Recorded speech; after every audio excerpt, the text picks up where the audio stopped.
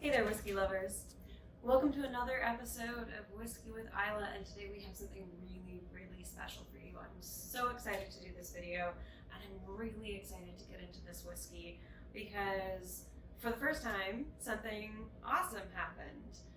If you're not aware, I live in Toronto, and that means that I am subject to Ontario's Liquor Licensing Control Board, namely the giant entity that controls all the liquor sales in the province. And that means that while, some bottles you can always track down because of the quirks of the system here, it's really difficult to find some special bottles. So it's not like I can, pop down to a local specialty shop because there aren't any. There's one or two larger LCBOs that carry a little bit more of a selection, but generally speaking, compared to other places in the world that don't have a government monopoly, it's quite limited in terms of what I can get my hands on. So that means a few things.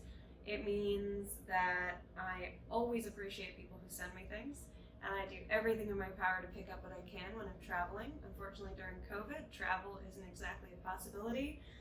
But there is one other way for me to get interesting bottles, and that's through the LCBO lottery.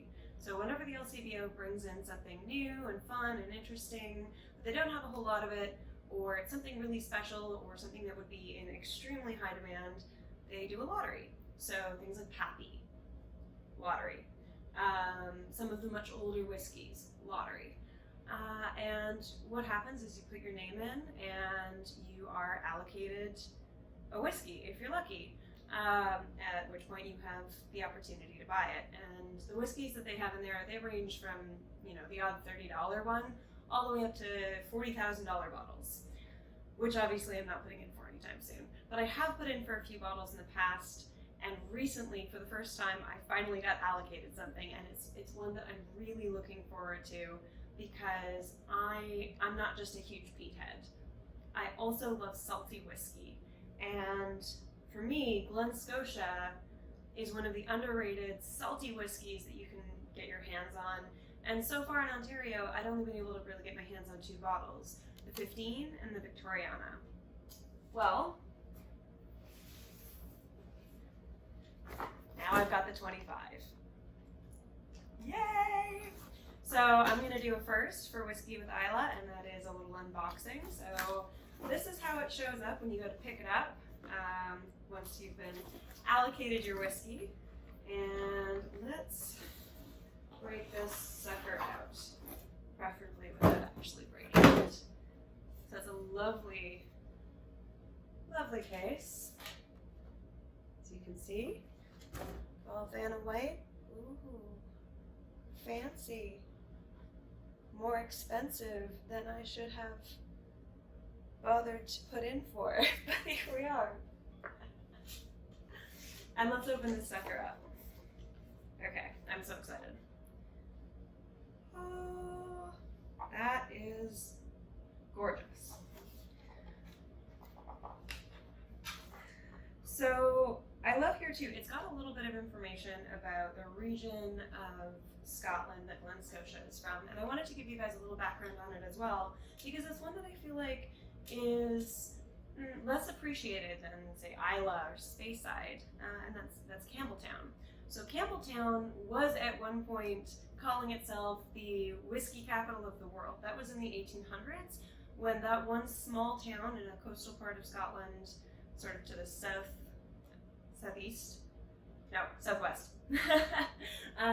it had over 30 distilleries in this one town. So it was a huge producer. And unfortunately for Campbeltown, it was focusing more on quantity over quality. So now we find ourselves with just 3 distilleries left in Campbeltown. Springbank, which is probably, I would say, the most well-known one. Springbank 10 is one that I have on my shelf over here. I love it. It's got this great musty character. Glen which is bottled under the name Kilkerran, and Glen Scotia. I fell in love with Glen Scotia accidentally. I had a Scotch Malt Whisky Society bottling that I didn't realize was Glen Scotia, and it was just a mouthful of salt. I was like, this is the coolest! Oh my god, what is this? And they were like, oh, it's Glen Scotia.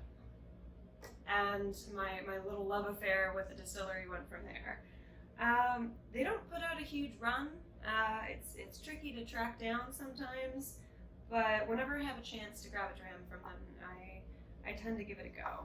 So here's the inside. Here's what it looks like when you receive it. I'm sorry, my apologies. I realize it said Glengoyne. It's Glendale. I was thinking of Glengoyne because I'm thinking of picking up that bottle. All right, so we've got a little magnetic thing here. That's nifty. And we've got our bottle. And I'm just going to put this over here. Okay, so this is bottled at 48.8. So, you know, not something that's going to be crazy hot, but certainly, hopefully something that's going to be, you know, have a little more oomph to it than, you know, something bottled closer to 43. It is gently matured in the finest American oak barrels. And it's nothing but bourbon cask, which makes me very happy. I did very little research on this before buying it. I was kind of like, ooh, Glen Scotia, yes. So you are kind of on a journey with me today. All right, and oh, I'm terrible with these. There we go. Okay. It is very sturdily packaged. Okay. 3, 2, 1. Okay. Ooh. Oh. The first waft of whiskey out of a bottle. Man, I live for that shit. Let's see how it pours. Okay, so I've got my trusty Glencairn here.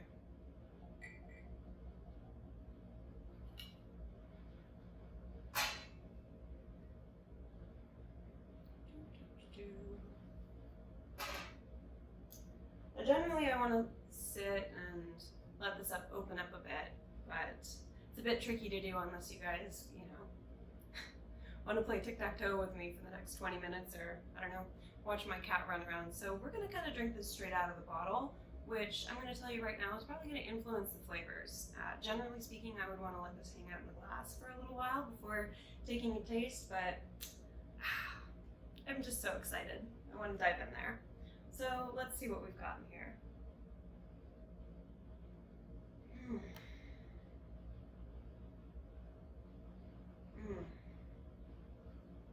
Man. You can really smell the influence that sitting in that barrel has had over 25 years. It's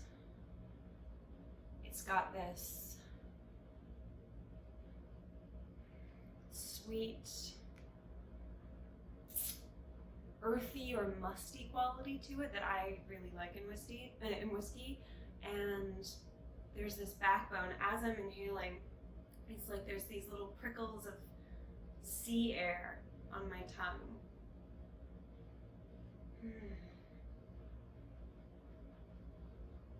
Yeah, it's just whispering into my nose. Beautiful stuff. Lovely color on that. Let's get a taste.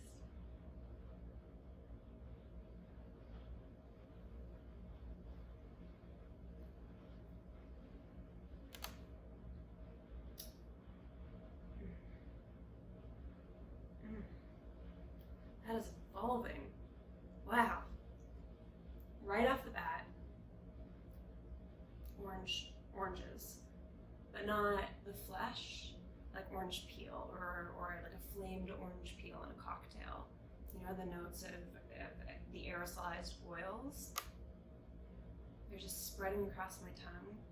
There's that salt again, but it's coming a bit later. It doesn't smack me upside the head with the salt right out the gate. It's a bit sneaky about it. It crawls in there at the end.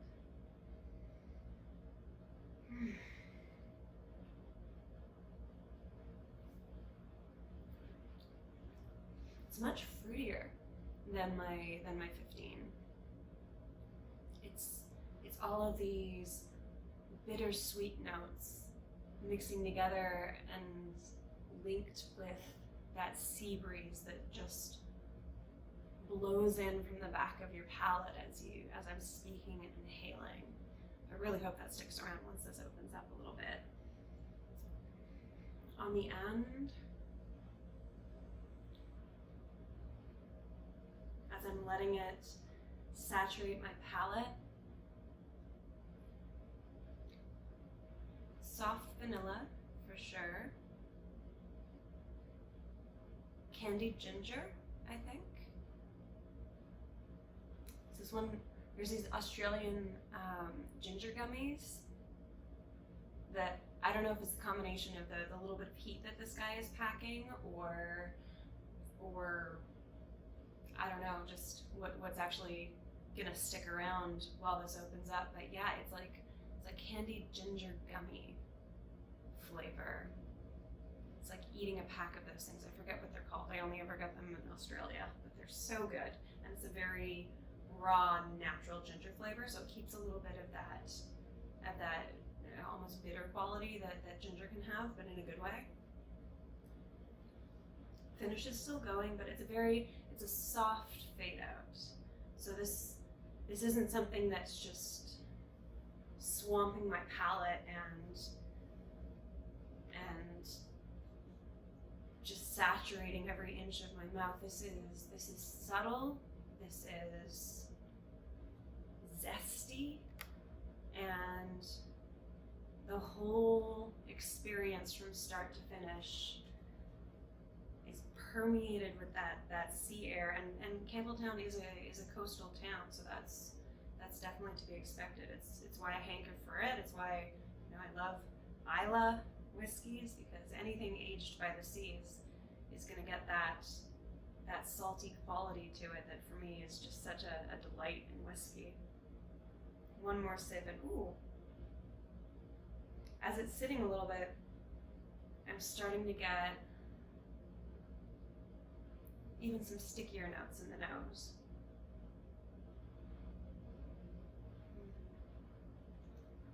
The mustiness is eased. It's still there on the palate, but the nose is turning into something sweeter.